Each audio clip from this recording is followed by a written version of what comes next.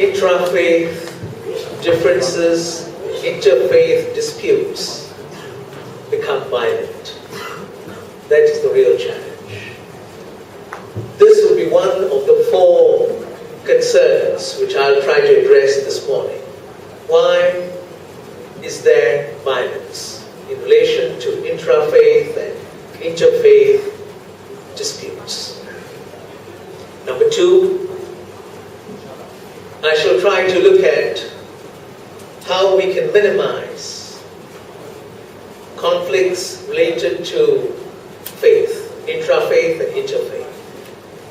Number 3, I shall try to address the question of why it is important to minimize such conflicts at this particular juncture in history. A juncture where it appears that a global consciousness is beginning to develop. And number 4, I shall look at the role of Islam in fostering this consciousness anchored in our common humanity. So these are the 4 concerns I'll try to address very quickly.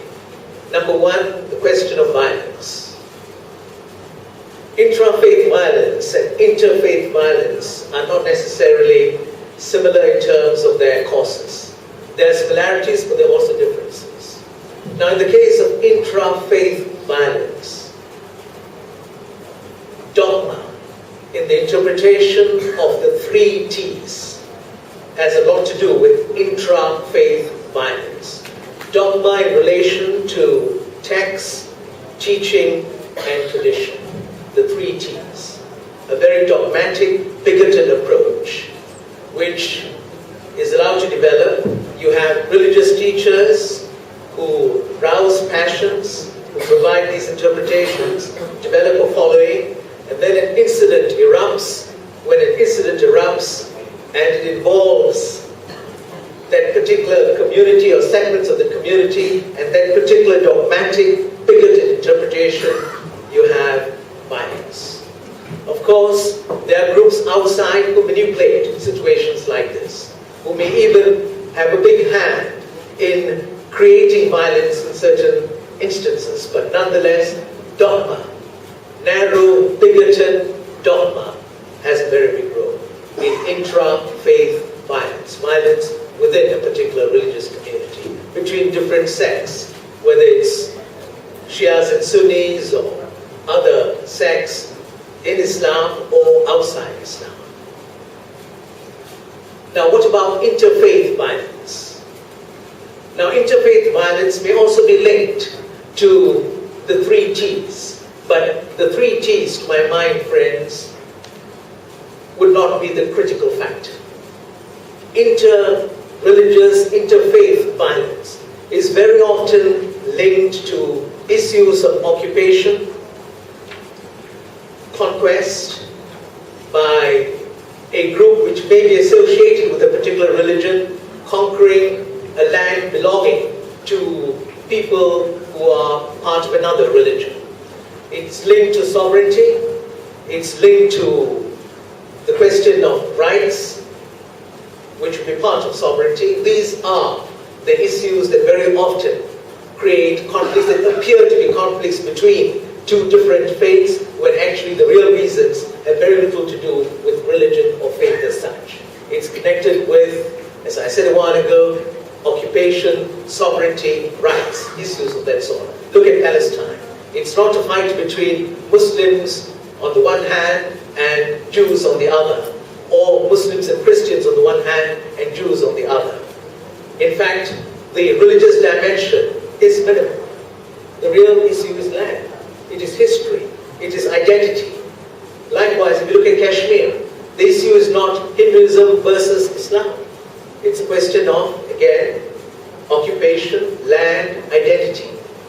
Likewise, Mindanao, and so on and so forth.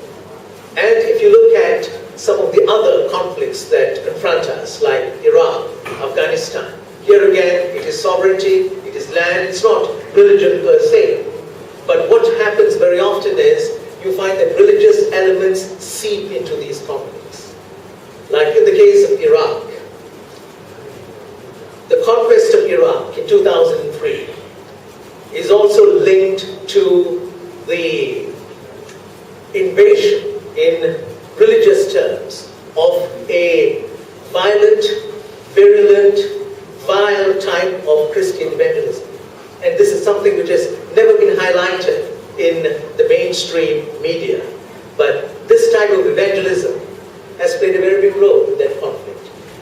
Attempts to convert Muslims, and sometimes attempts to weaken the position of the traditional, indigenous, deeply rooted Christian community in Iraq, which in a sense has suffered much more from the conquest of Iraq than even the Muslims as far as their religious identity is concerned. As a result of the evangelism from the evangelists in the United States of America.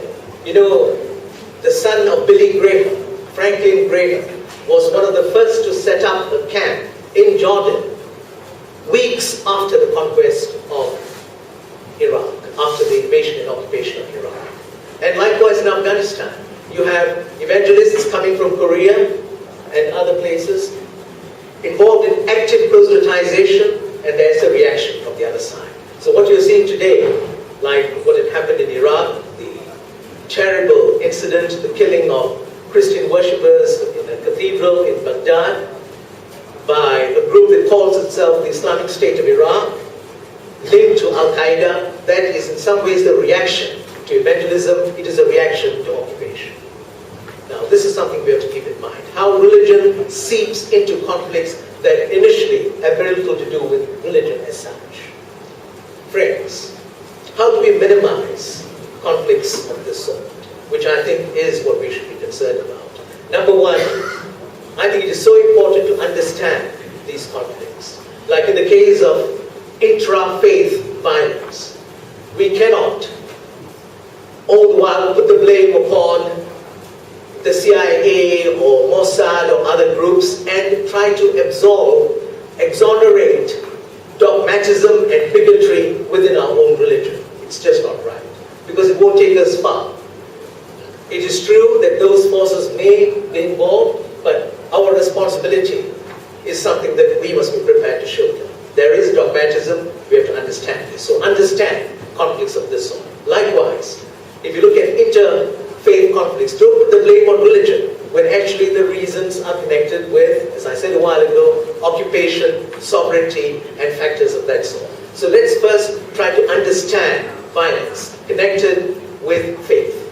That's very, very important. We have to understand.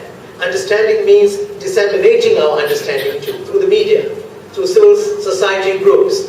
Make people understand what's really happening, so that people don't have a jaundiced, prejudiced view of violence and conflict. Number two, we must promote dialogue within faith communities and between faith communities. There isn't enough of this. We have dialogues that are encouraged by certain groups, but there's also opposition and resistance to dialogues. But we have to continue to encourage more dialogues at all levels. That's very important. And dialogues within a particular faith tradition, to my mind, have become compelling as a result of what's been happening in some parts of the Muslim world. Now that would be a second strategy.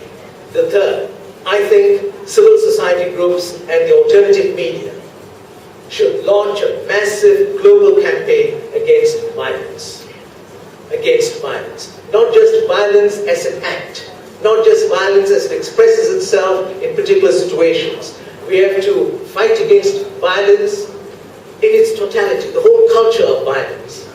You know, people get upset when they hear about a suicide bomber and the people who are blown to smithereens as a result of the acts of suicide bombers. But we forget to condemn the whole culture of violence, which has been so pervasive in the current situation. And who is the greatest exporter of this culture of violence? It is the United States of America.